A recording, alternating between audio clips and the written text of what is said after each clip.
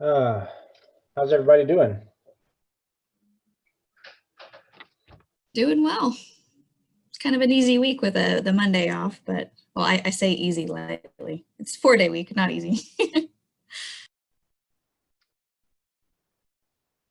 Yeah, I kind of forgot it was supposed to be a 4-day week. Technically, the city's off on Monday, but the pools were still open, so I worked. But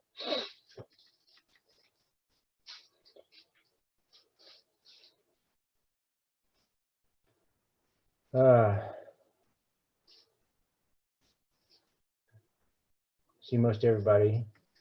Nicole has an owl. That's Cricket. Oh yeah, I've met Cricket once, I think. Yeah, she's a screech owl. She's one of our ambassadors. She's not able to use her talons, so she can't be released. But I'm actually trying to figure out how to change that picture, but I can't seem to figure it out.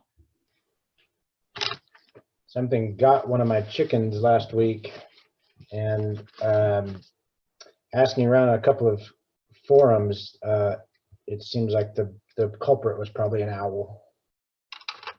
Could have been something else, but the way it got it and the part of the chicken it ate was weird. So I looked up some other things, and they're like, "Oh yeah," people were like, "Oh yeah, that an owl got him." I was like, "Oh man." Probably not a screech owl, but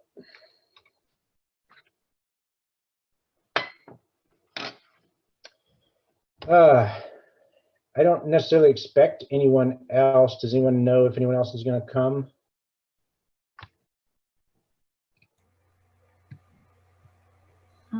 I don't know, Sarah. I don't know if she has looked at.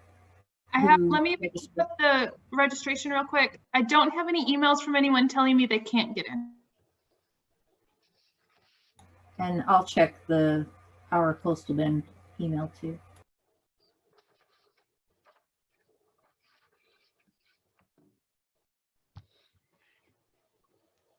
I don't think Pam was going to be able to make it today. Is that correct?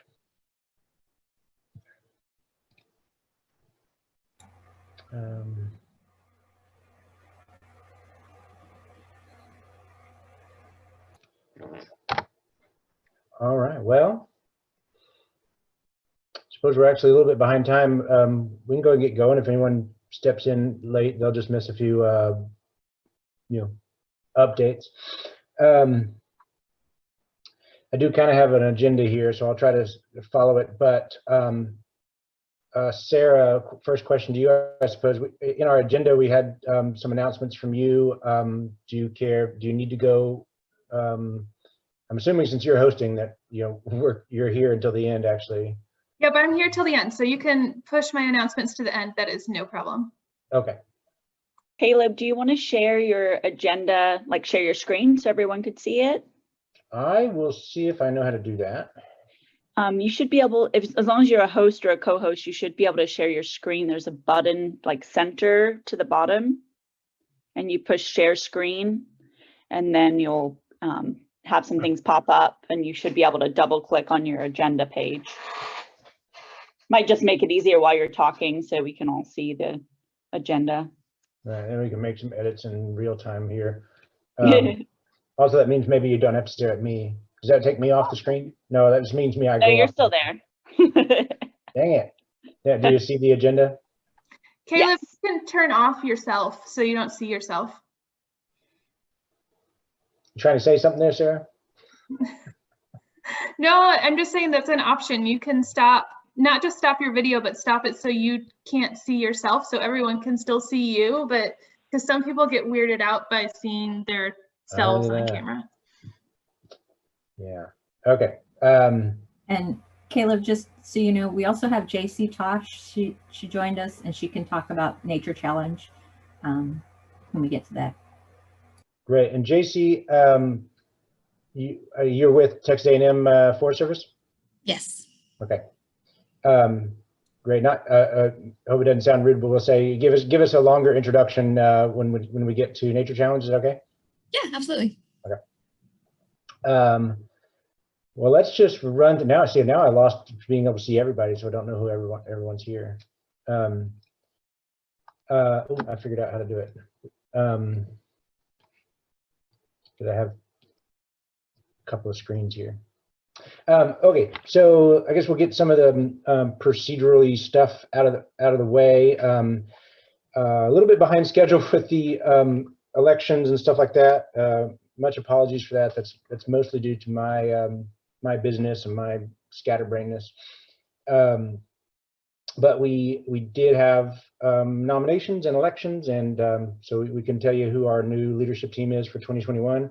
We're all here on this call except for Pam, who I forget what she's doing today, but she's you'll meet her, and some of us know her because she's been at some meetings. But so just to run down the list, I'm still the chair for this year, for good or for bad.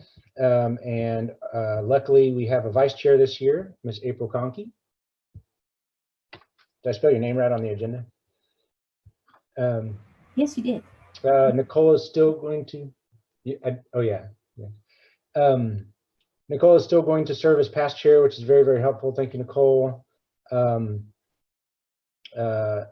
And Kara Coffey is our secretary. Again, thank you, Kara.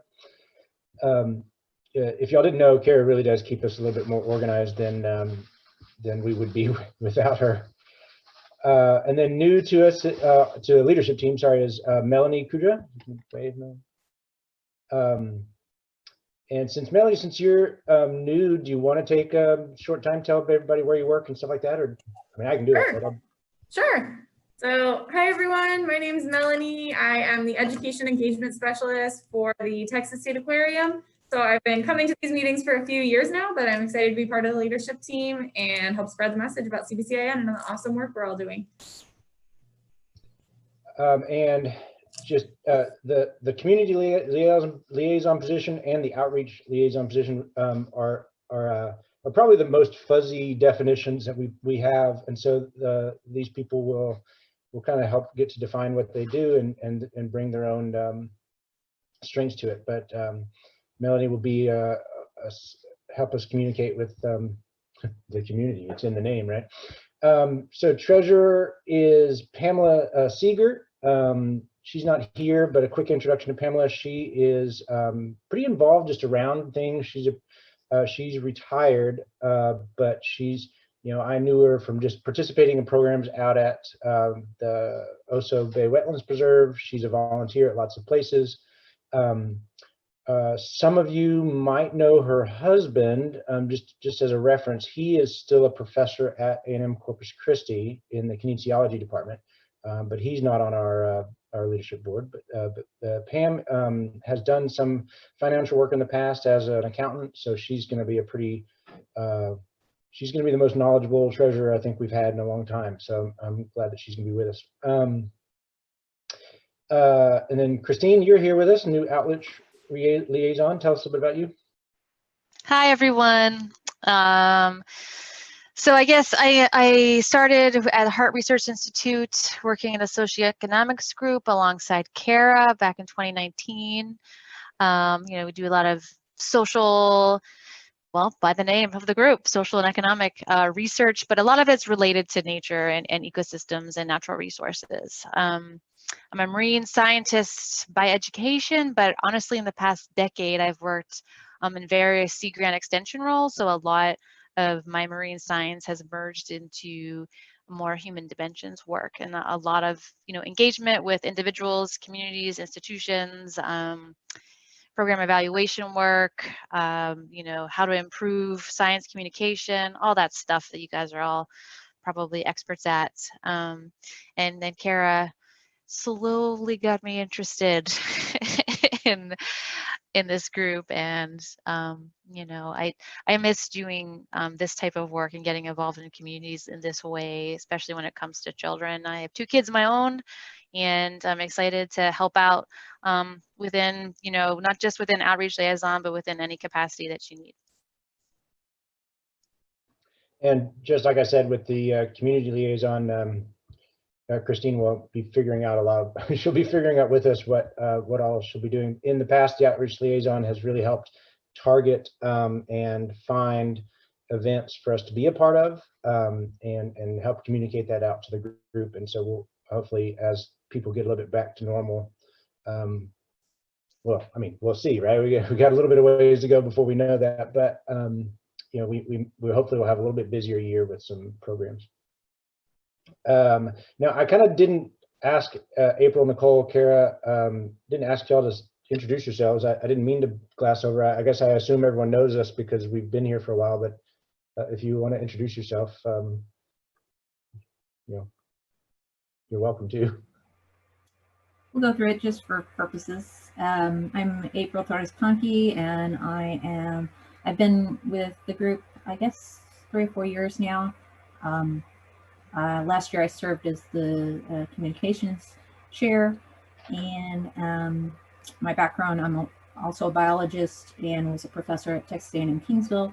I'm now a stay-at-home mom, and just doing a lot of work both with the local Coastal Bend region of Children in Nature, and also I serve as a board member on the state Texas Children in Nature group. And so I do a lot of stuff with the state committees as well. Great. Kara, Nicole, you want to? Sure, I can introduce myself. I'm Nicole Polson. A lot of you probably already know me. I've been with CBCIN for 5.5 years since I started my position with the Mission Aransas Reserve at UT Marine Science Institute. And then I joined leadership, I think a year later. So maybe Sarah might be able to correct this, but I think 2017. And then did that for a year. And then I was the chair for a couple of years. And then this is my 2nd year as past chair. So there's been some rollover just with missing leadership team members. So yeah, so it's been really great, and I'm so excited to see a full team. Since I've been the vice chair and the chair, it hasn't been ever complete. So this is really, really great, and I'm excited to work with all of you. I am Kara Coffey. I work at Heart Research Institute along with Chris. I'm in the socioeconomics department, and I have been with Coastal Bend Children in Nature, 2 or 3 years maybe. And last year, as Caleb mentioned, I was the secretary, and I'm continuing that on this year, and I'm excited for the year.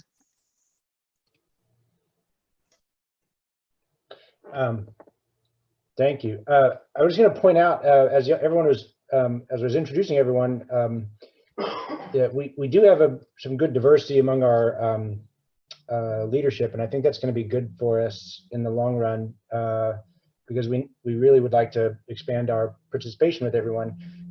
You know, obviously Corpus Christi is going to be heavily marine focused, and so we do have 2 leadership people, Chris and Kara, of course, at Heart. But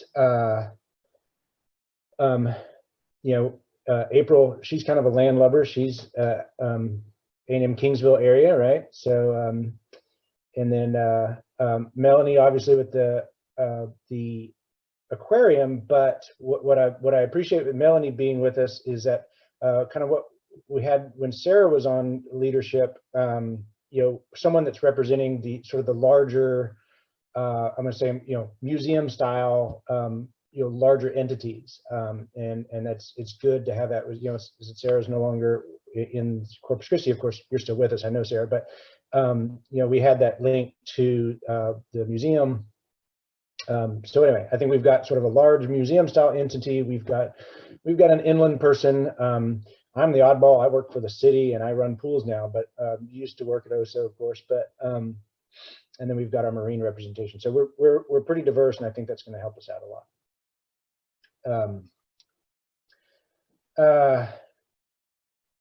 we wanted to run through some just quick updates. I'll try to make these fast because I hate boring stuff, but it dawned on us we probably haven't mentioned our finances to the open group in the last couple of meetings. I don't remember. And it is something that just we're supposed to be kind of transparent about. We do keep up with our finances. So if you're a participant or a member, we do. I have like our last statement right here. We are currently in the hold of about $1,600 in cash in the bank from dues and things like that. So we do have a little bit of money. $1,646.63 is the last statement. And so we are going to spend some of that money. We're going to get we try to buy t-shirts every now and then for all the members. We've designed a new t-shirt that's going to be pretty simple. Logo, Coastal Bend, Children of Nature, with the 10 statements from Children of Nature on the back of from the normal the 10 benefits of being connected with nature that we find in our what's the word I'm looking for, marketing stuff that's out there. So we will have those in some soon time. The lack of that is really on my part. And we probably won't, we were talking at the leadership meeting, we probably won't right now redo the banner that we generally create. But it's kind of open to discussion still, but we just feel that we didn't really need the banner much last year because we didn't do a lot of outdoor events where people gathered. So we may just save that cost for a little while. If you need a quick reminder, the banner basically was a huge, large, banner that you can put up at an event to help spread the word that our organization exists. And it basically has Coastal Bend, Children of Nature, and then all the partner logos around it. It is one of the benefits of being a member is that we'll rebuild that banner with current members' logos on it. So that's one of the little thing, like if we don't redo the banner right now, are we leaving anybody off? I don't think right now we are. All of our current membership would still be represented on the banner. The only question I have is whether or not Heart is on that banner right now, the one we have. And I don't know for sure. I'd have to go pull it out. It's at over at OSO. Does anyone know if we have Heart on the banner? I think so. I think they're on there. I think they are, but that's the only sort of one- new. Yeah, if it's the one I purchased right before I left, yes. Okay. So just giving you, trying to be open about finances. We will remake a banner eventually to make sure it's got all our partners on it so that you're represented wherever people use our materials. But just right now, since we're not doing a whole lot of group getting together type of things, we may not do it right now. Another sort of update linked to finances also is we do have a little bit of money. So like we do have the nature box that Sarah put together, and Chris was the last one to use it. And we talked a little bit at our leadership meeting about some ideas of beefing it up, repairing some things that may have gotten lost or broken. So you're welcome, kind of throwing it out right now. So you may not have an idea of what might need to go in that nature box. But maybe someday soon we can actually bring it to one of our meetings. If we ever get back to a in-person meeting, we can lay it out and we can really brainstorm like what could we really beef this up. And if you need a reminder, this nature box is stored at Oso Bay Wetlands Preserve for us there, and any member is able to pick it up and use it for a quick and easy and fun activity at some sort of event. And it's kind of, if you haven't seen it before, it's full of just a great deal of nature play stuff. And it works really well, especially for younger kids at some sort of an event. So we already have some ideas of beefing it up with some stuff for some older kids. And April had a good idea of getting some stuff, again, she's the landlubber, getting some stuff that represent that side of Nueces County that's not salt soaked all the time. So that's some updates. We've got some plans for spending a little bit of money. It will not spend all of our money this year probably, but we do have some things to do. If you have some ideas of what we could be doing with our money, and if there's anything, we can, we sometimes spend some of our money getting places at events, or getting, chairs and tables at events and stuff like that. It's sometimes what takes up some of our money if it's not donated. So those sorts of things we haven't been spending. So we've got a little bit. Any questions about finances? It is your organization too. So if you have any questions, let us know.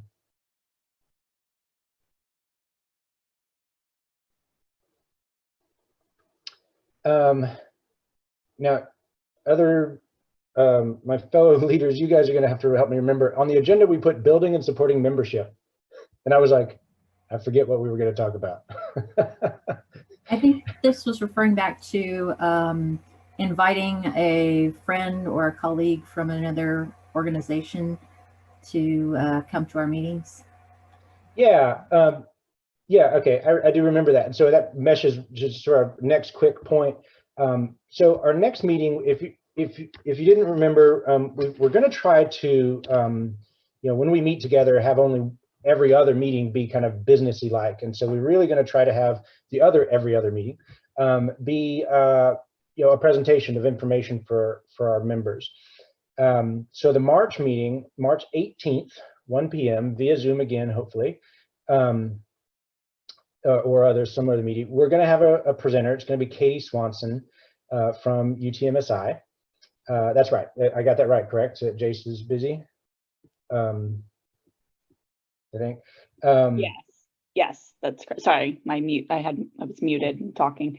Yes, Jace is unfortunately busy. Thursdays are not good for him.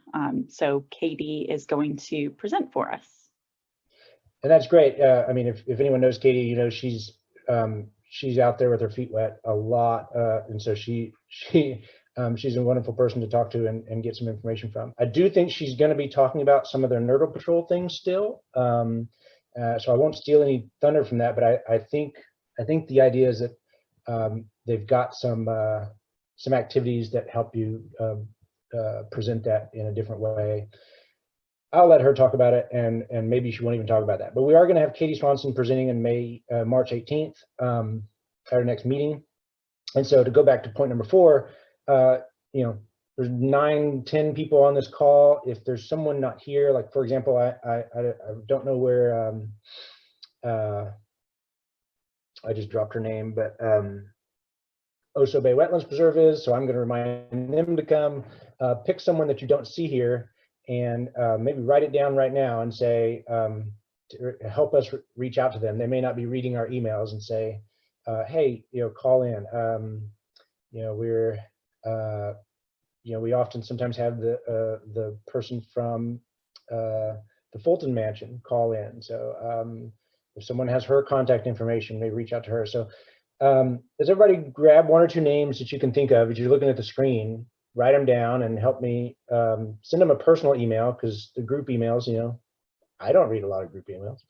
And remind them about the March 18, and maybe remind them it's not going to be businessy. We're going to have a presenter, and we'll hopefully learn something from Katie on that meeting. So anything else about that, about building, supporting a membership? April, Kara, Nicole? Caleb, I've been dividing out the list of everyone who has registered for one of our summit webinars by region. So I'll be sharing that with you in April. Probably this week. I'm almost done with dividing out the list of everyone who's participated so far. So that might be a good launching point, because all of those people have heard of us at least enough to register for a webinar. Sarah, what was the last webinar? The last one was at the beginning of this month, and it was outdoor adventure for youth in public housing. Mm-hmm. Did anyone attend that? I clearly didn't, since I didn't remember. Did Kimberly, you attended? It was actually amazing. The presenter, when I listened to everything she had to say and all the research she had to back it up, and she cited sources, and then she presented her own research. I want to be her when I grow up. She was really amazing. She's look it up, watch that video on their YouTube channel, because I referred back to it later and shared it with Larry Joe, and it was very beneficial. do you have any one or two take-home points? I have to be careful how to say this, but it was that how beneficial that we all know it is for children and families to be in nature, particularly children who are living through difficult circumstances or living in poverty, and that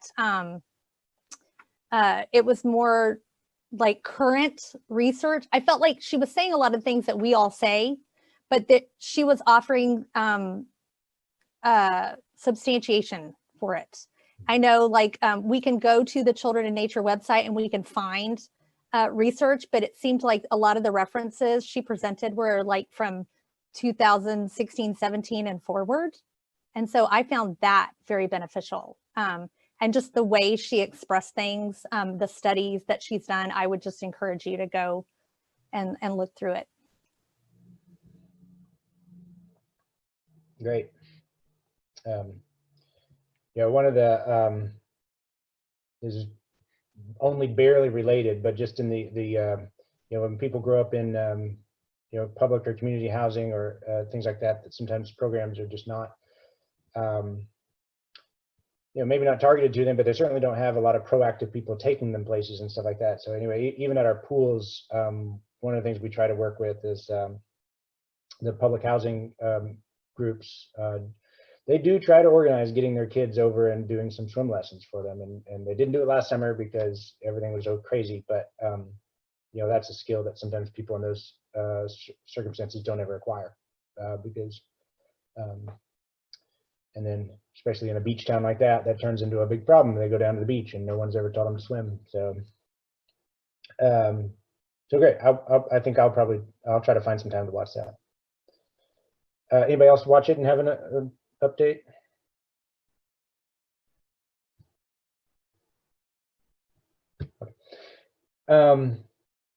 Okay.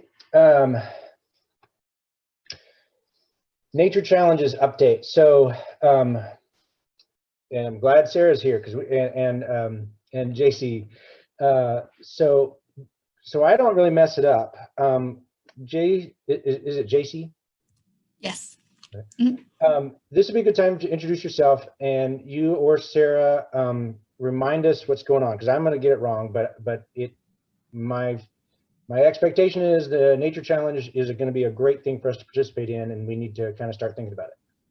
Yes, it is. So some of you I've met already, and I'm actually really glad that Sarah's here because I've been meaning to touch base with you. I been needing to see your face all week. I'm JC Tosh. I'm the Conservation Education Coordinator for the state for the Texas A&M Forest Service. I'm also the state's co-coordinator for Project Learning Tree, based in our headquarters in College Station, but I do operate in every region. We are currently developing the new Nature Challenge. That was a program that we had in the past that Coastal Bend participated in. It was very hands-on and required a lot of like active oversight and management and communication. And in the process of trying to make it better, we decided to build a new platform in a new, more modern tool. We're using ArcGIS. So essentially this is a map that shows the challenges or activities or events or things that are going on across the state from all of our partners in a public space where they can click on something they might be interested in. It pulls up with the information they need, as well as the worksheet or whatever it is that they need to download to complete the challenge. And then they can submit challenge progress reports to earn badges for completion of the challenges that they've done. It's not just place-based. You'll find those on the map, but then we also have a list function that lists other challenges that, like virtual ones, things that are done exclusively online, challenges that are meant to be done at home, or things that are thematic and statewide, can be done anywhere, but it's meant to get them outside. We were hoping to be able to launch that January 15th, actually, so we're behind on that deadline, but we ran into some unforeseen development curves. Developing in this new platform, some of the functionalities that we needed from ArcGIS and Esri Online were not yet available. So we're doing a little bit of working around, doing some of our own coding, which is taking us some more time, but the survey to propose challenges is now up and live. I'm gonna drop those links into the chat really quickly. 1 second. Let me find that. And this is, I sent you an email yesterday, Sarah, with these updates, but these are the live links. So you guys can get into the surveys using ArcGIS that can be done on a browser or, excuse me, or in the mobile app on your cell phone. And you don't have to have an account with Yeah. Esri to be able to do it. Sorry about that, JC. I've been out Oh, sick, and sorry. so I'm still catching No, up. that's totally fine. So this is actually very useful right here. I just dropped these links into the chat. That'll take you directly to the survey. As a provider, you can get in and propose challenges. It makes it easy if you guys are using activities or resources or things that you already have. Like if you have a worksheet to be done at a location or even something that can be done anywhere, that can be turned into a challenge and uploaded through that survey. And then that will show up either on the map if it has a specific location or on the list on the website. I'm also going to drop in the presentation that we gave to the other regions later last year to give you a little bit more of a background. I'm working on the promotional and outreach materials still, haven't quite completed those yet, but I'm hoping to have those within the next couple weeks. Our timeline for the launch of the actual site is delayed a bit. We're looking more towards mid-February right now, but that does give you guys more time to continue brainstorming some options and then continue communicating with me and Sarah if you have an idea for a challenge but aren't quite sure how to turn it into something that you can put on the website yet. Here we go.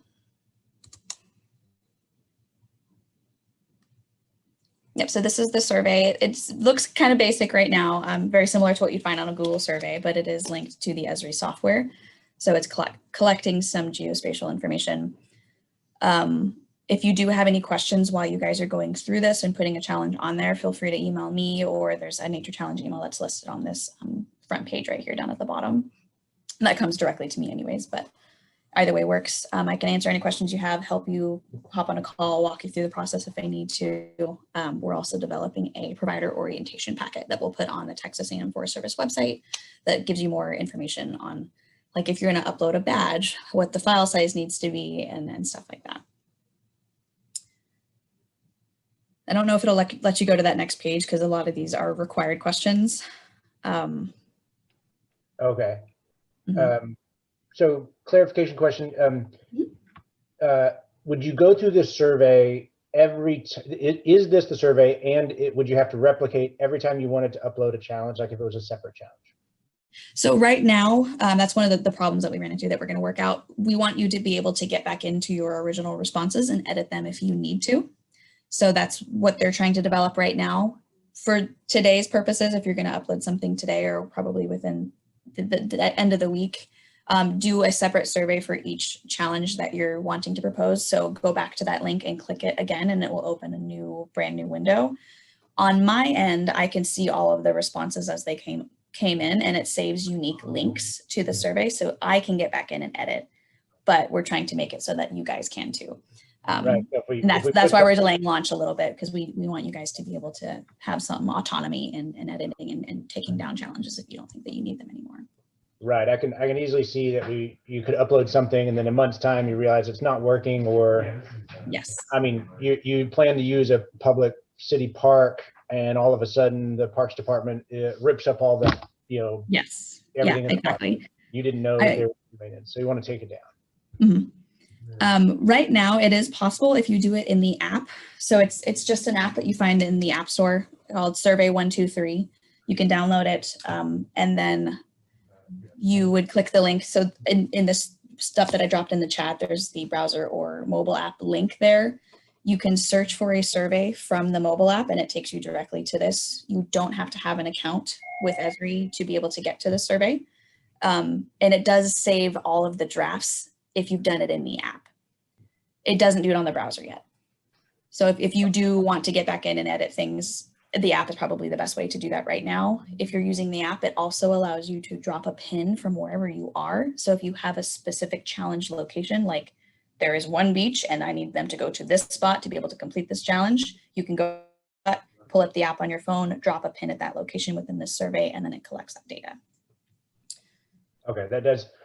From my limited use of GIS stuff when I was at Parks and Wildlife, it does seem like the mobile stuff on a phone is actually a little bit more friendly to use. The interface is a little bit easier. This was designed to be done in an app, and that's most of our foresters, and that we use this, where we use it for our FAA program. They use it on the app almost exclusively. They find it a little bit easier, and you can save all of those responses to surveys in a draft form. So if you needed to get back in and edit anything, you could do that on the app. we're just still trying to work in that functionality if you're doing it on a browser. And you can upload, can you upload a photo in that? Like if you needed to, to double confirm, like you're going to this place and like there's a photo that they would see. Does that make sense? Like that it's not included in the survey, but that's a really good point. So let me actually send that to our developer today. Because you can, we haven't included that yet.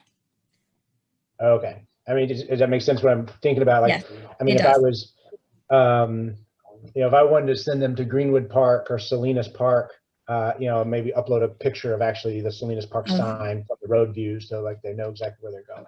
Yes, that is very intuitive, and I apologize for not thinking of that beforehand. All right. I'll have them edit that today, so that functionality will be on the survey. It does allow you to. Oh, I'm sorry. Go ahead. No, you finish what you're saying. I'm sorry. When you get more into the challenge information, so this first page right here, you're just entering your contact information and then like your organization's information, and all of this will just be visible on my end. So like the name of your organization will show up on the map or the lists, but this challenge contact information right below it, that will only be seen by me. And then just below this is another section for the public contact information. So whoever's creating the challenge, I need to be able to get in contact with you as an admin, but the public contact information will show up on the challenge in case the people have a question about your organization or they want to get directly in touch with somebody over there. All right, so this stuff kept private. Yes. Whatever you put here, they're going to be able to click on that and call you. Yes, exactly. Right. Yeah. So you could put in the, like, if you have an info@ email address, you could put that there. This is where I'd want to put aquatics at, not my own. Right. I mean, I can't think of anything necessarily to do with my pools, but I got other ideas. I'm just thinking. That's why I don't want to put a website here because I don't know. I'll just send them to the bay, not to a pool right now. So on that public contact, it does require a phone number. So you'll have. That's a question I wanted to ask providers as you guys were getting into the survey. Is it easier to require an email or require a phone number? What do you think the public would be using more often? JC, my guess is just based off of what is still happening at TPWD. Like, we're not all at our offices still. And so phones, it might be harder to get back to someone quickly if they're leaving a voicemail and you're only going in once or twice a week to check your voicemails versus if they sent an email. Okay, then I'll switch that requirement. We did want to have some contact information required there because when participants click on a challenge, it pulls up with that information. And if they needed to quickly get in contact with somebody, that's where they would do that. Rather than contacting me as an admin, that's the only contact available that they would have. Does anybody else have a thought about that? Email or phone? If that's the case, if it's going to act as a way for people to contact them if there's problems, then I think it might be helpful to have both the email and the phone number. I would say I would really like the email to be required and the phone to be, if possible, or, whatever wording would be, it's an option. There you go, optional. Yeah, okay, we can do that. That's just a button we click and turn on. A technical question is, I'm not thinking what's the right word I'm looking for. Could it be a required but an or function? So you have to put one or the other. But if you wanted to put a phone number, you could put a phone number, but not an email. But you can't leave you can't leave both blank. Yes. Is that possible? Okay. So just to clarify, we could go ahead and put something in here that we have an idea for the nature challenge, but yes, the public can't see it yet. They can't see it yet. The map itself is not up and live. It's still in test mode within the Esri development platform. I talked to our developers yesterday and they gave me an updated timeline saying that it would probably be mid-February that we're going to launch the actual map site. I don't know if it'll be sooner. I don't know if that might get pushed out a little bit. We're going to keep communicating with partners. They did run into several issues and they told me it would take a couple weeks to fix, but they actually ended up fixing many of them in just a day. So it's kind of hard to gauge exactly when they're going to be done building the map itself.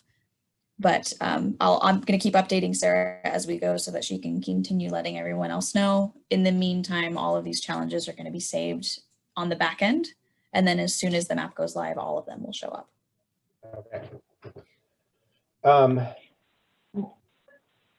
JC, you might have some more just general information for us as we discuss this. I wanted to sort of, God, and I hope this will work, and I hope it'll be beneficial. I wanted to sort of brainstorm and get other people to brainstorm with it together. My poor team knows that I try to do this when when we're even trying to do. I have glue all over my hands, so I keep picking at my fingers. Like when we're needing to repair pipes at a pool, you know, I talk it out with everybody on the team and see if the plan's going to make sense. So I don't know if you guys are like me, but it might help to hear other people's ideas. So I wanted to kind of just spend a few minutes, if you'll indulge me, let's brainstorm some ideas. And since JC and Sarah are right here, they can tell us like, oh, that's not going to work, or that's going to work. Or you know, on the platform itself. I mean, our family's going to be able to do that. So the leadership has already heard one of my silly ideas, and I really might want, you know, throw it up there here actually today. I wanted to put something up there like there are at least 3 city parks in the city of Corpus Christi that have established parrot populations, you know, the green monk parrots. And the challenge would simply be, and I think we would, I mean, I would seed them with maybe like 10 parks. If you don't know which ones to start with, start at these 10 and see if you can find 3 city parks that have green monk parrots living in them. And that would be it. I mean, once they could document that they have found green monk parrots at 3 parks in the town, you know, I've sent them to 3 places and they learned what a monk parrot was, right? So I feel a little bit accomplished. Now, y'all give me feedback. Is that sounds like something that would be good? Yes, it does. And so resource-wise, turning that into a challenge for a participant, maybe like a PDF worksheet or something they can download that has a list of all the parks, and then maybe a checkbox next to that item on the list. So if they visited these parks and they saw the parrots, they check that off, and then their completion metric will be uploading that completed form, which then comes to the verification system, and then I send them the badge if it offers a badge for that challenge. Yeah, and I think, Caleb, that's a great example of wanting a photo, because, you know, putting in a photo of what the monk parrot looks like, because, you know, that's not going to be something that everyone's going to know automatically either. Mm-hmm. Yeah, exactly. So look for this bright green thing. Yeah, and that can just be put on the worksheet itself. So like description of what you're looking for and maybe some more information about the parrot itself, then the list of parks, check boxes, and then they can either upload that or even take a picture of their thing that they've created if they printed it out. And then that's their completion metric. And since we're automating the badge system, as soon as that comes to me, then they get their badge into the email. Okay. Yeah, I think that's a great idea. Okay, now that would be definitely asynchronous, but it's still kind of location specific, but you know, they don't have to go with a group, you know, that's kind of, so I was trying to look at those things. Clearly, obviously, if we have an event going on, I mean, if I've got you know, at OSO, I had a Saturday, you know, the Saturday morning free guided walks at OSO, you know, we could, you know, hopefully that staff is going to upload all of those, right? But they are time stamped and that sort of stuff. Those would be good too, right? I mean, a planned guided walk program. Yep. And those, if there is a question later in the survey about date specific information, so if the challenge is only offered on one particular day, you can enter that information or set the end date or whatever it might need. And keep in mind too, that if you guys have a challenge in mind and you know it needs to work a certain way and you're getting through this survey and you're finding that it's either the question isn't exactly what you're wanting to answer or you feel like it needs more information, please let me know. I can edit this survey so that we're meeting your guys' needs as the providers. And then that's actually gives us, because we're still in development, this is a great time to be able to do that so we can edit everything before that full live launch. So I've spoken too much. I'd really like to hear if anyone else got some ideas. I mean, Ray, you got a great spot out there, all kinds of things. I just have a question, and I may have missed this. When is the time period for the Texas Nature Challenge? The survey is live right now. We were hoping to Well, launch yeah. mid-January, but we missed that. Now it's mid-February. I don't have a specific date yet. It depends on how much my developers can get done within the next few days. And there's I not feel an end from that- date. It's just kind of like out there. Yes, there. You don't have to have Oh. anything up by any specific time. It's a year-round constant thing. The survey is Okay, the always year-round thing. Okay, Mhm. that's what I was wondering if it was like the spring or what. Okay, cool. No, that- Year-round.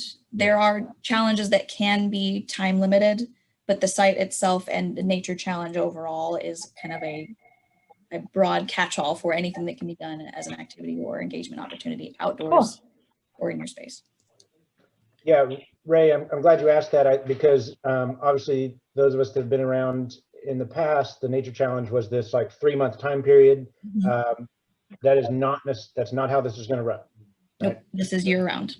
And we can as a group, and this is something leadership has already talked about. We can as a group have an annual sort of celebration of what everyone's been doing, but there really won't be like you got to finish them by this time. That won't really exist anymore, right? Mhm. Not yeah. unless you would like it to. I mean, we could say like we're going to have an end of the year thing for everyone, but literally they could be still doing challenges on that website up until that day, the very day after. But we could set a local thing like we're gonna make a celebration that everyone, and we could actually monitor it through the year, for example, and say like, or we could get information back from JC maybe and invite families that have done like 10 challenges in our area to a celebration event that we put on. I mean, we could do some stuff like that is time stamped, but right, this is not, there's no completion time. This is just a rolling. Right. Yes. Yeah, and Caleb, that kind of came about, as JC, myself, and then Christy, who's with Texan by Nature. The three of us have been kind of working on this starting back in the beginning of the summer.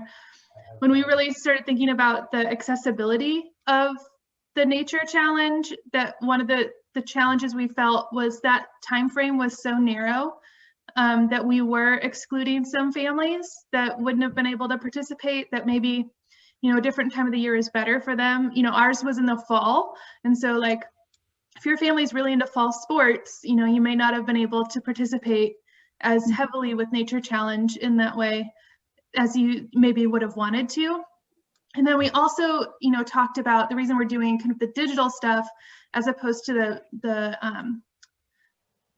the scrapbooks like we used to do is also that accessibility, making it available to anyone that they don't need to be able to put together that scrapbook like we had done in the past. Yeah. And the audience was broadened a bit. So rather than targeting just specifically families, this could be anybody. And there's an audience question later on in here that you select which ones you're intending to reach, but there are quite several options there. Yeah, so we thought about like scout groups, church groups, classrooms, like if there's teachers that want to start doing it in the fall and they go all the way through the school year, we've kind of tried to broaden it so it's not just a family going out and doing it.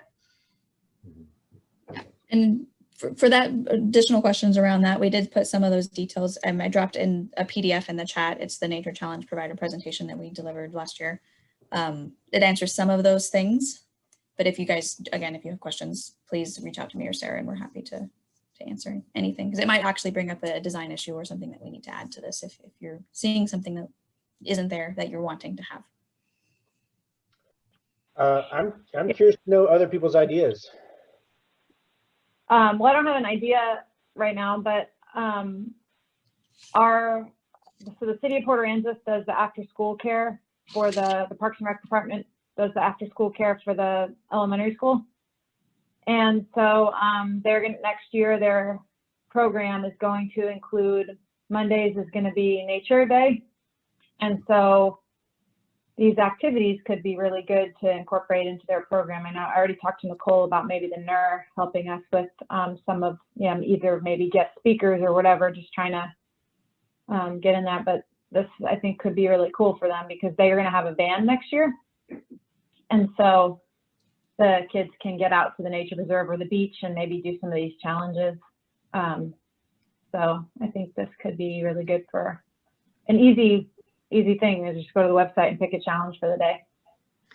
Yeah, and Ray, So I'm also going to be putting up some challenges that can be done either in someone's backyard or on school grounds. So that could be something that they could do as well. If maybe they don't have the availability to go out to the preserve that day, they could do a nature scavenger hunt or something on the campus.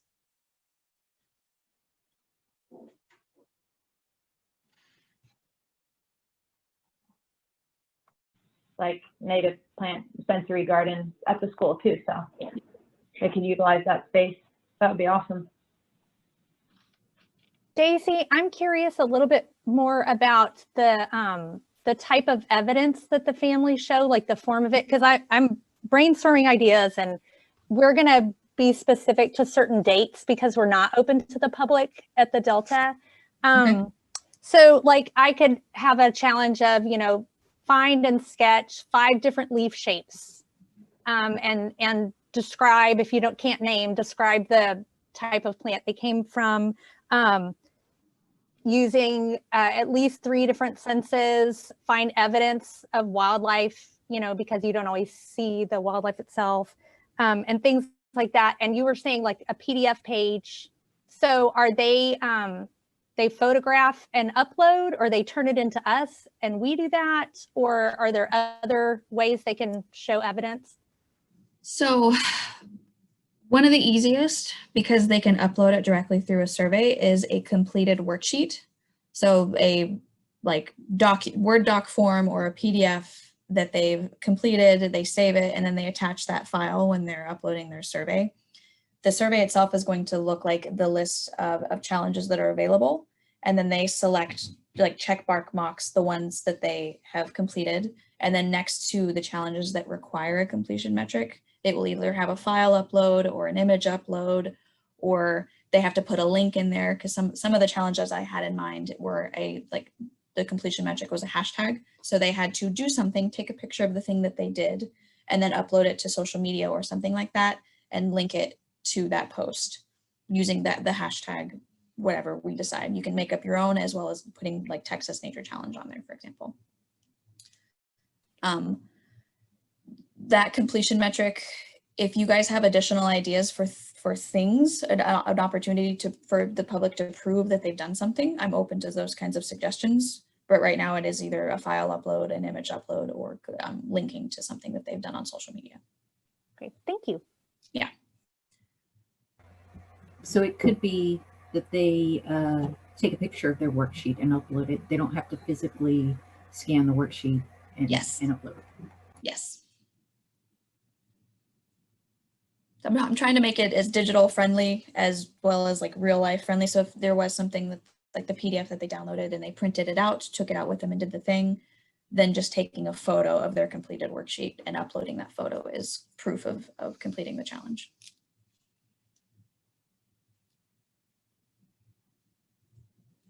And all of that will be done by an admin within the organization. So myself right now, or somebody else within TFS that has access to the administrative side of this. And JC, did you say that it's already, you should be able to find it in My Survey 123 already, or it's not there yet? In the app, it should be. So on here on the side in the chat, I put in from the mobile app link. I will also drop in a file that's the QR code that once you get into the Survey 123 app, you should be able to click on the bottom. It says like do not create account or something like that. Don't need an account, click there. Right.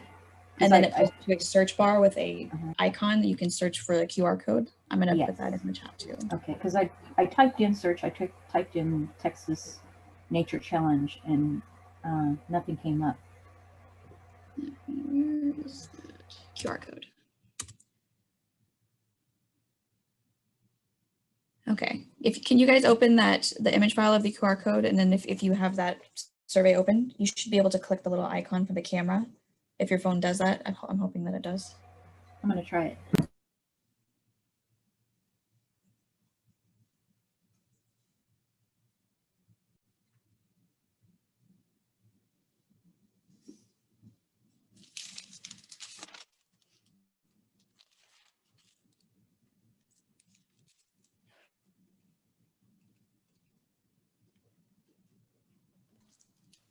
It took a minute, but it opened on my laptop. Okay. So after you click the link, it should take you to a page that says open on the mobile or in the browser or in the app. If you were on the browser, click the browser button, and then it should take you directly to that first survey page that we saw when Kayla pulled it up.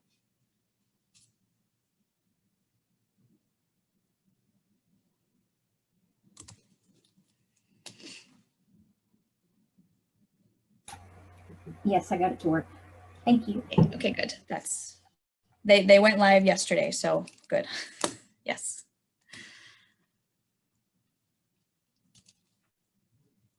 So right now for like promotion, this is for providers. So like all of us in our community and network, zoos, nature centers, all the state parks, that kind of thing. The survey is not restricted. So if the public were to get in here and they wanted to put challenges in, right now they can. That's why we put the kind of that first page in there that talks about like, who is a provider? And if I'm not a provider, what do I do? I'm sure I'll probably still get some submissions that aren't from a provider, but we're hoping that with the questions that we required, like the name of the organization and the contact number and stuff like that, it limits that possibility a little bit more.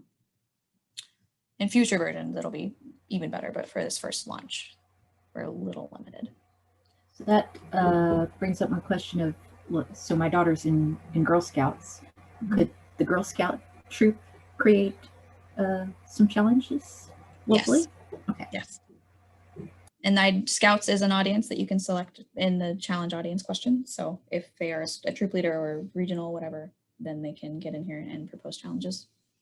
And then make it specifically for that audience. So then if Scouts were visiting the site, there's a filter function on the map that you can view only the Scout challenges. And they'll pull up all of those and they should be able to access them that way. Well, that's great.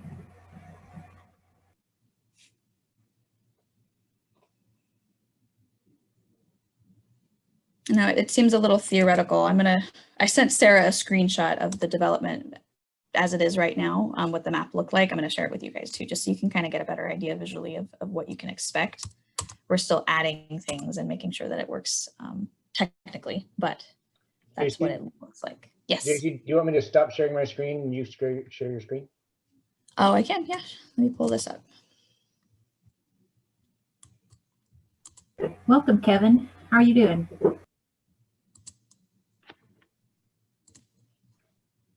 I'm doing well, thank you. Can you guys see that? Yes. Okay, so this is what the map will look like. It will have some additional like challenge information and filter function on this side. And then on this right-hand side, you'll find the list of challenges that are not place-based. So the virtual or at home or statewide challenges will show up here on this right-hand side. But this is kind of visually what you can expect to see. And that was just the screenshot from what they sent me yesterday. You guys have any questions about that?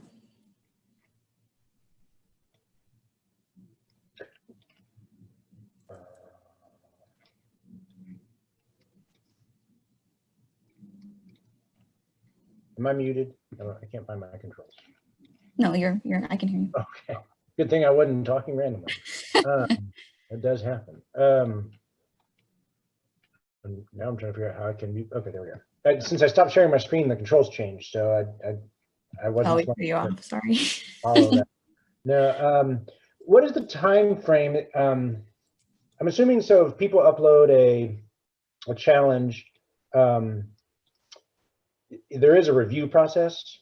I'm assuming, or does Yes. it just go live? Originally, at the very beginning of this development, it was just going to go live. They figured out a way to work in a review system. That's one of the things that we're still working on developing because it requires a lot of like coding on the back end. So I got to get my techie guys on it.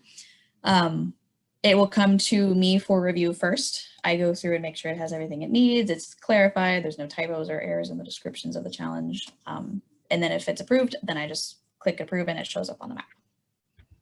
Okay, that was actually kind of just a dad moment ask because I was sitting there thinking like, especially if the survey is not actually blocked at the moment.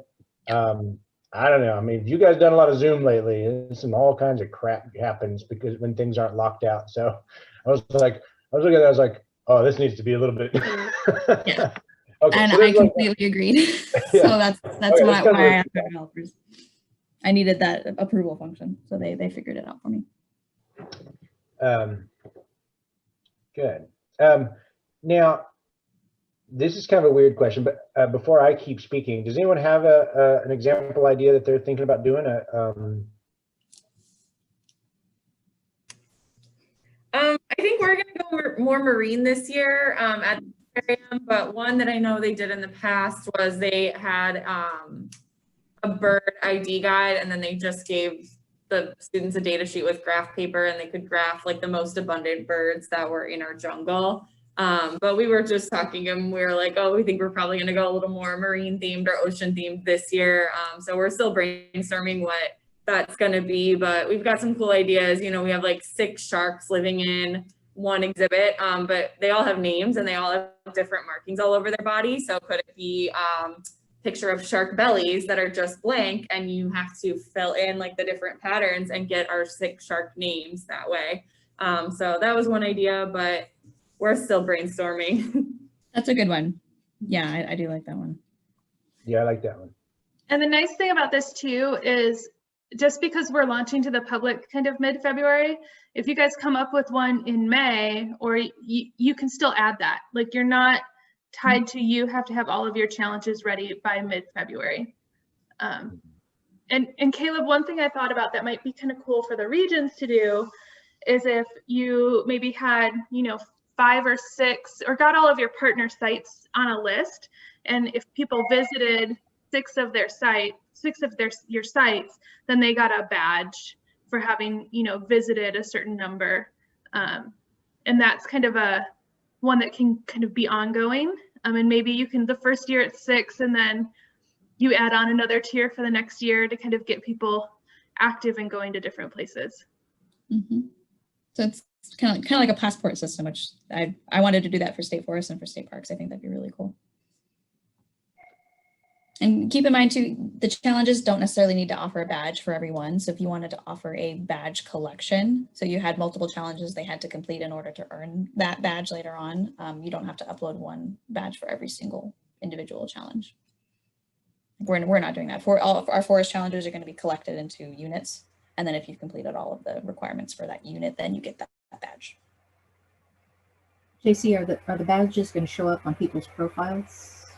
Is it going to be kind of social? Like yet in the future version that we're developing externally, it's a very large project, that will have a profile management system where the public can create an account and track their badges in that account.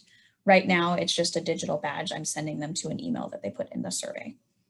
But if they're keeping track of them, then the ones that have been sent to them, I imagine teachers would like to put that on signs in their classroom to see what their students have done or something like that. It's just an image file that they'll get. Okay. If we wanted to create one for the Coastal Bend, let's say, would we need to come up with that image and send it to you? Yeah, that helps. Our graphic design team is a little bit limited right now. We're in between graphic designers. So if you have an idea for a badge, I can try to take a crack at designing it very simply. But really, I was just making mine in Canva. If you guys know about that online option, it's pretty easy to use once you get a hang of it. I just need a circle shape that has some kind of design and text in it. And Canva is a free platform. So if you wanted to try to make something in there, it works pretty well. Yeah, I could. April, sorry if I cut you off. Something we could talk about as a group, as Coastal Bend Children Nature. I instantly thought like, well, yeah, if they go to so many of our partner sites, then maybe we could have a badge that a Coastal Bend Children Nature badge that modeled after our logo with our group's name on it, Coastal Bend Children Nature. But then I started thinking, I was like, well, wait a minute, we want them to kind of feel like that they're children in nature. So we could maybe, there could be a badge that's Coastal Bend Children Nature as like its logo if they do 10, like anything in our region. It doesn't have to be our partner sites. So that actually gets our group's name out there a little bit, because there'll be several families that are going to earn that badge just because they did 10 things that had nothing to do with us. And then we could also do a separate badge then for the partners. And I don't know what that would look like. But anyway, I think there's some opportunity there for us to also do a little marketing in a sense to families. A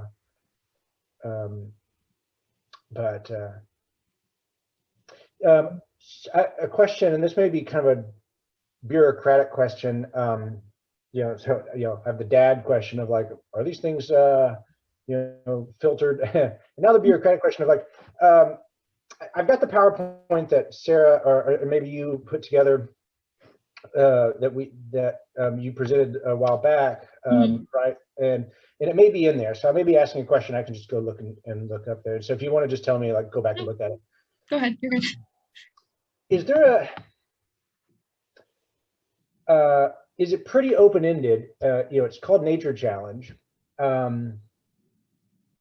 Obviously, if we send someone to a park to do something or to identify a bird, that obviously fits. I keep having this thing in the back of my head, like, for the kids and the families. I mean, how many people live in a house, they've got 6 trees on their property, but they don't even know the species of trees on their property, right? I mean, they got a 1/4 acre plot in town, 6 trees, they have no idea what they are, right? And so that would be a pretty fun one to do at the house. Don't even have to get out, like, correctly identify the 2 of the trees on your own house. But that gets a little bit like, well, is that going to fit? And then, I mean, obviously going to a program is going to fit. But then you could easily see, like, well, when do we branch out into something that we're going to say, like, that's not a nature challenge? You know what I'm saying? I think we were probably going to always come up with something. And part of the reason I asked, of course, I manage pools. Like, am I going to send them to, here's my far off sort of question. I'm not really going to do this because I think it's a little bit too far off. But like, what if I say it's an important life skill to be able to swim in Corpus, because you go to the beach and you're going to drown if you don't know how to swim well. So your nature challenge is to attend a swim lesson. All right. Now that seems like we've kind of crossed over a little bit. So a little, but I still think it's within the realm, and that's the intent. Like, the definition of a nature challenge was intentionally broad so that we could continue to do things like that, because this platform is a tool for the public, but it's also a tracking and engagement metric system for all of us to see what people are actually participating in. I think whatever it is, it's aimed at getting them outdoors and developing a relationship with nature. Whatever the means to that end is, I think falls under the purview of Nature Challenge. Yeah, and I think also we can also think about organizations that might not seem like an obvious fit, but could have a really good nature challenge. I always think about Corpus Christi Solid Waste had one for years when we had the Nature Challenge before, that was go to a park near you and pick up 5 pieces of litter. So it was doing both of those things. It was advancing their mission as solid waste, but it was also getting people out into a park and also teaching that concept of leave no trace as well. That's a good point, Sarah. And it's, again, we talked a lot last year and we did try to make some inroads, but we're always trying to get a little bit more participation from the health industry, right? And the community health industry and this sorts of things, because it's such an integral link to, we're not in this just to get kids to know the bird names, right? And so, so you could see, I'd love to get the community health groups involved where they make nature challenges. I mean, this is not a great one because it involves either having a phone or a Fitbit, but like, clock 1,000 steps again at 3 public parks. I mean, in the course of 1 week. And one of the categories you can select on the survey already is it's related to health and nature. So if we had organizations that wanted to put something on there like that, like the Forest and Nature Therapy Guides, or even us that we have forest therapy programs at our Jones State Forest, we can make that a challenge. It can come on the map. And then that's just one of those filter functions. So if I'm looking for health related challenges, filter, and those are the only ones that show up. Yeah, and it could even be something, Caleb, like if you wanted to do something at Water's Edge, where like go and use the exercise equipment at Water's Edge as one of those nature challenges that's available. Mm-hmm. We're partnering with the library now. They wanted to do a story walk. So basically there's these boards or kind of signs that have the different pages of the story along. And, but they were going to put them at the birding center originally, but we have this nice path around the community park that has people actually walking further. So we put them out there. So that might be a good one to like, and also for other cities to maybe talk to the libraries about stuff like that. Cause they wanted to partner with Parks and Rec, and it backs up to the nature preserve. So they're going to the community park, the nature preserve, and they're reading a story while they walk. So we could definitely add that on as one. We can, and we can collect metrics on it, which is something we have not been historically able to do, unless like places had an entry fee and they were counting the number of visitors.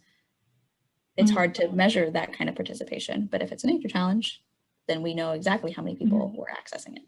Yeah, like Ray, I'm just thinking like if it went, I'm probably because I'm very familiar with your site. You know, if they're going down the community path, community park path into the nature center, they're not counted by a trail counter until they're a good ways in. But so you're not really getting any of those people that may be interacting at that first pond with nature. And so it's a great way if you have them maybe take a picture with their favorite board or do something with a character from the story. A good way to count how many people are actually interacting with that space. Cool.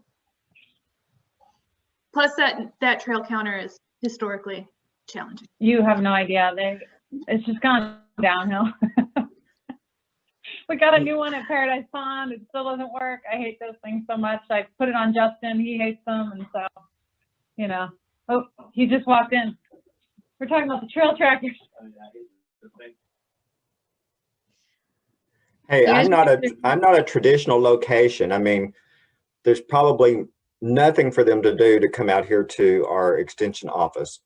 But I'm thinking, because I'm a horticulturist, I could probably come up with some challenges for them to identify 3 invasive species in our area, or give them a list of plants that I know are native to the area to go out and locate and take a photo of, or something like that. So exactly. So those would be I think I can make it work. Or the virtual online challenges, however you want to design the use of that. That's one of the options that you can click on there too. So if it's just in general and they can do it anywhere, theme challenge, and then you'd upload the worksheet or whatever it is that you'd like to create. And Caleb just came out from under the bridge. Yeah, I've been trying to monitor my mute button because the phones have just been like blowing up in my office here, and two people office behind me, but they're not here, and it's just like ringing. And so like I got up there a second ago and I just hung up on somebody because it's like it's not my call. They kept calling and calling anyway. So yeah, been silent. You know, Sarah has y'all have probably seen, like on social media, Sarah puts up the family, you know, nature walk, find this, find that. You could probably even combine a few of those things and turn that, go back through her feed and find some things. And then you can always qualify something for do this in your nearby nature. So even like Kevin, you know, what you're saying is find, you know, invasive plants in your nearby nature. And that kind of adds to what Caleb was saying earlier, that people don't even know what's in their yards, you know, and that's another way to add in some challenges, maybe just for our organization. You know, like, of course, I'm going to do things for the Delta, and we're going to do things for the teachers that we support, but then also just for Coastal Bend Children in Nature, you know, those could be do this in your nearby nature and so forth. Exactly. And I'm sure that we'll have many different people coming up with similar things and putting it on here. And I'm encouraging that. One, because it gives more options. You never know what somebody's going to stumble upon. And two, it's a collaboration platform for us too. So the more things that we can see others are doing similar to our own, the more partners we can identify, and it just helps us overall. That might be an issue later on if we have a lot of stuff that's very similar, but that's when the administrative side comes in and I can kind of aggregate things or groups together. If you guys have similar challenges and maybe have a meeting, you guys come up with something that's just solid that you both can offer, and then we'll just change things. It's editable as we go. The survey can be edited, the site can be edited. This is meant to be a living thing so that if it does need to be changed and updated to suit the needs of both our audiences and then us as providers, we can do that too. Yeah, you're right. A little bit of crossover would even be beneficial because especially if you think of young kids, they'll build a little bit of experience and expertise, they'll go do something similar at one site, and the next time they go to a different site and do something similar, they're much more confident. They've gained some knowledge, and they're into that application of the knowledge information. So yeah, a little lap over is actually really beneficial. Yeah, agreed. For the sake of time, because I realized a couple of people peeled off because we went past our hour. Sorry about that. But we've had a good conversation. I've learned a lot and written down several good things to look at. Sarah, do we have any general information that you wanted to share to us about Children Nature? Yeah, a few kind of big things are coming up on the horizon. The first is we 99% officially have dates for our 2021 summit. I'm waiting on a final signed contract, and as soon as I have that, I'll send out a save the date, but I'm willing to give it to you guys. It's going to be December 2 and 3, and our fingers are crossed that we will meet in person because it is December. And it'll be at the Brit in Fort Worth. And so Caleb, I had actually mentioned this to April in the chat, but maybe as you guys are looking at the money you guys have, maybe it's worth thinking about a sponsorship for a couple people of this from your region to be able to go to the conference. Might be one way to use that money. That's a really good idea. Yeah, I think it's a great idea. And because that way you can, maybe someone whose organization can't pay for it, they can still get that experience. With that said, we are doing everything we can to keep it very affordable. We don't want this to be one of those really, blockbuster conferences that you have to pay to go to. So we definitely are keeping that in mind. Also with that, be on the lookout for a request for proposals. They'll probably be coming out in the next month or so. If anyone would like to participate on the programming committee, I love having people participate. Nicole was on our programming committee last time. So if anyone is really interested in helping us decide who the summit sessions are going to be, just let me know. It's probably about a 5-hour commitment total that you would be working on. A little pre-meeting before I send out the RFP to just go over the request for proposals, make sure we're asking everything you want to know. And then 2 kind of follow-up meetings after the request for proposals goes out, where we do a first whittle down. And that's kind of the immediate, like, this person doesn't actually work with kids in nature, or, kind of the first, run through. And then the second one, we actually sit down with the schedule and make sure we have time for everyone that we want to have do a session. And then kind of figure all of that out. And then one last one before the conference, where we're putting together the schedule that I'll send out, that'll be available to everyone at the conference. So please let me know if you're interested in that. With that, we are still doing our webinars, which are our way of getting information and resources to everyone, because we didn't have a summit this year because of COVID. Our next one is February 3rd, and actually Larry Joe is presenting at the next webinar. So the Coastal Bend will be represented at our next one, and she is doing Connecting with Nature through Art and Writing. And then the one after that, I think is going to be really exciting for any of you that work closely with schools. It's going to be with Melody Alcazar and Ann Muller in Austin ISD, who've created a matrix to map out what environmental features are available on your campus so that you can start making your campus more green. So they've created a matrix, and they're going to be presenting that matrix that they've created. So I think, especially those of you that work with teachers a lot, that's going to be a really helpful session. As we said earlier, our sessions are always get put up on YouTube, so they're available to you afterwards if you can't make it. And we are going to continue those after July. So our initial idea is we would go through July, and then we would be getting geared up for our new summit. Our webinars have been so successful that we have decided to continue doing them. So we already have July and August scheduled. And so I'm starting to schedule more. So if you're ever interested in presenting anything you all are doing as part of a webinar, please let me know. Or if you hear of a program that you think would be a fantastic webinar, please let me know. And I can always reach out to that program as well. I've never had anyone tell me no. So we have those. Secondly, or not, I don't know what number I'm on. With that in mind, we have a partner spotlight newsletter that goes out about once a month. Several of you have been included in it already. But if you hear of a program that, or if you guys are doing something that you think is really cool that you think the rest of the state should know about, please let me know. I've got a few in the pipeline right now, but I'm always happy to do more. And it's about a 20-minute interview that I do with you over Zoom. And that is the extent of the commitment from you. The rest of the time is I'll write up the article and I'll send it out through an email list that we have that gets those.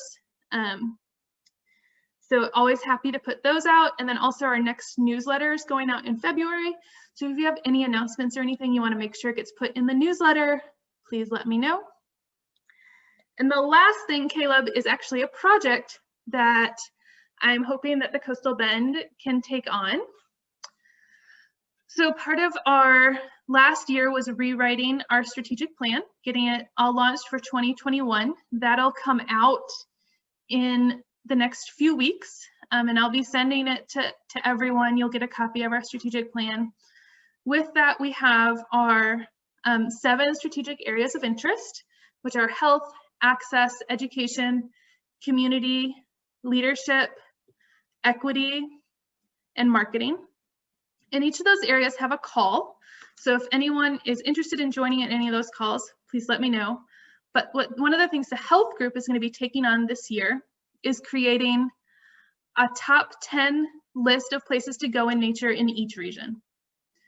And so that's going to be a document that we're going to make available through doctors' offices, make available through public health departments, make available through WIC counselors, have available as a great way for families to start getting out into nature. And it's going to have a few things on it, but one is this top 10 list that I would love to have you guys help me create. We have a couple of variables that are going to help us decide that list. One is it either needs to be free or have a reduced rate option. So I know a lot of places have like a reduced entrance if you have an EBT card or something like that. So that's going to be one thing. And the other one is it needs to be easily accessible by public transportation, because we want this to be a resource that families can, from any walk of life, can use. So that's Sarah, one thing. Question on that. Yeah. Our foresters have been tasked with something very similar for their urban and community forestry related to our Healthy Trees, Healthy Lives initiative.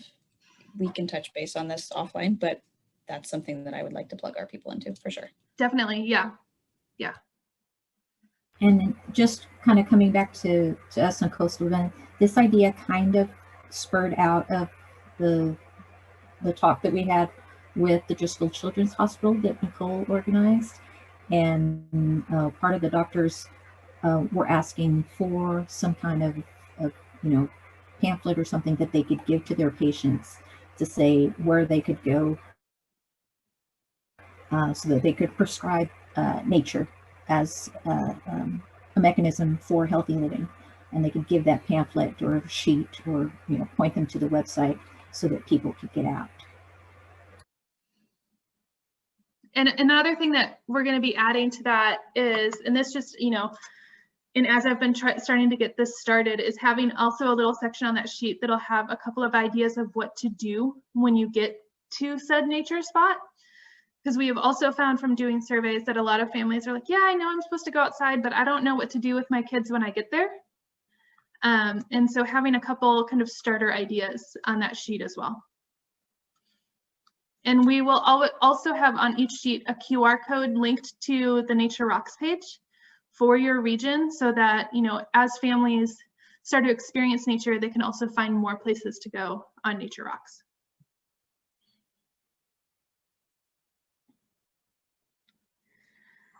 So I think that's kind of my big announcements. April, have I forgotten anything? The cities, Oh, yeah. the CCN, is it? Yes. So as some of you may know, the Children and Nature Network, which is our big national group, has a program called Cities Connecting Children to Nature, so CCCN. It is a pilot program of 18 cities across the country. Texas currently has 3. It's Austin, San Antonio, and Houston. But they are opening an RFP in the next couple days. If it isn't already open yet, I have to go look, for 18 more cities.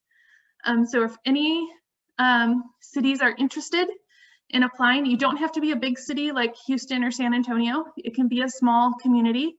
So, you know, Port A could apply. And the main thing is getting mayor buy-in.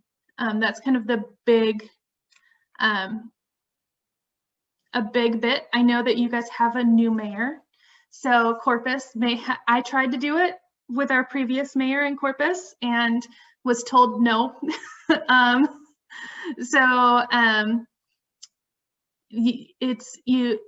biggest part is to have mayor buy-in. You know, Sarah, when you said I tried to do it, I thought you meant you tried to be mayor. And I No. was like, well, I'd vote for you, you know, so that's okay. Right?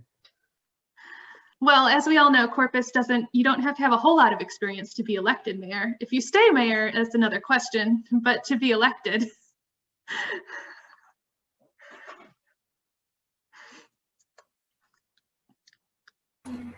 Do you have any materials that you used previously with the previous mayor, Sarah, that we might use if we want to approach? I can look through. I basically just kind of started the conversation with an introductory email about what the program was and what CBCIN was and that we were interested. I even had, at that point, we still do have the head of that program is based out of Texas. At that time, it was Margaret Lamar. Now it's Monica Lopez McGee. So we have a really good resource in Texas available for that. I offered to do a call with Margaret and me and anyone from the mayor's office to kind of talk more about the program. And basically the email I got back was, he doesn't care, so you can move on. Well, at least they told you up front. Yeah. So I don't know if my resources would be the best choice, but what I can do is Monica and I are working on doing a webinar that'll come out of the regular cycle. It'll be another webinar available to any cities that are interested in applying. That'll have a lot of those resources as part of that webinar, and also a Q&A time with our 3 Texas cities on kind of what do you wish you knew when you started this process that you know now. So that'll be coming up soon. We're still kind of finalizing a date for that. Sounds good.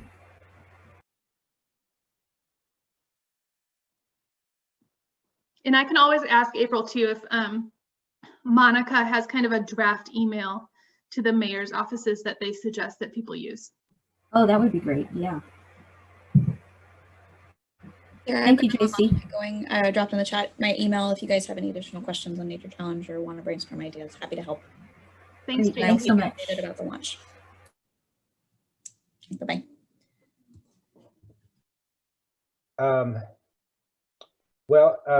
Like JC and like the others, I probably need to bolt too. I think we kind of got through our agenda. Sarah, sorry that we went long so that you had to wait so long to give us some updates, but I appreciate you sticking with us.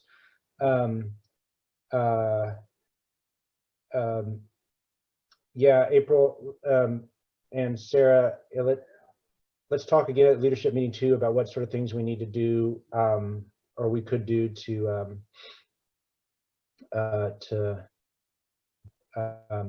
maybe ask Paulette if she's interested. I can't promise anything just because I work for the city, but at least I could maybe, I mean, if the request came from, let's say, the Parks and Recreation Department head, so maybe if I talk to Tracy and I say, Tracy, this could be a good thing. This is what we do with Parks and Rec. And if it came from Tracy Cantu to Paulette, that, you know, that may be an interesting route. She may say, oh, our department's behind this. And we I could get a little think, bit. yeah, I think that it being Paulette helps in that saying that these other 3 cities have done it is going to be a really helpful tool in that discussion. I also think that the nice thing about the Texas cities is all 3 of those cities are structured very differently in that how their city government is run. I would say San Antonio is probably the closest to how Corpus runs its city government. And so I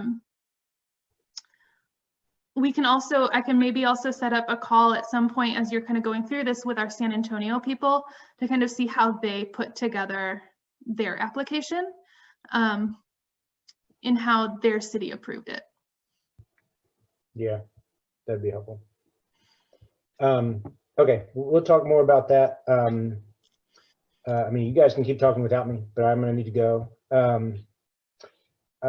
Thanks for everyone being here. I know a lot of people had to drop off, but I think we got through some good information. Next meeting, we'll hear from Katie, March 18th.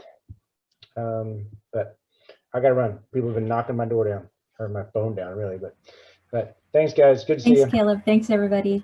Thank you. Everyone. Thank you, Sarah, for organizing the call and Thank you. joining us. Oh, you're welcome. No problem at all. And I will put it in, I'll pencil in the 18th at 1 o'clock. Yes, and we've actually, since that's coming out of UTMSI, Nicole has set up the Zoom. Okay, so perfect. We'll host it through Nicole, Okay. and that way you don't have to do it, but we'll send you an invite link. Yeah, I definitely, I try to make the meetings if I can. It's a lot easier now that everyone's digital. Yeah, that's the upside to all the digital stuff. Yep. Great. And then Alrighty. April, I guess I will see you next week. Yes, look at it on my calendar. I need to go back and look at the notes for the meeting, make sure I got everything off the video. Yeah, you were able to get the video? Yes, I think it opened. Okay, perfect. I usually try to send out the board packet. I'll try to send out the board packet on the 23rd. Okay. So if you could get me the minutes by then, I can make sure I get it included in the board packet. All right, I will make myself a note.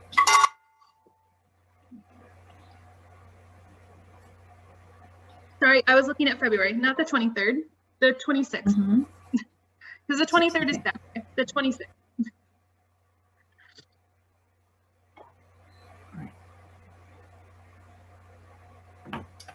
Kevin, did you have any follow-up questions? He may have had to step away. I'm on the phone. I'm sorry.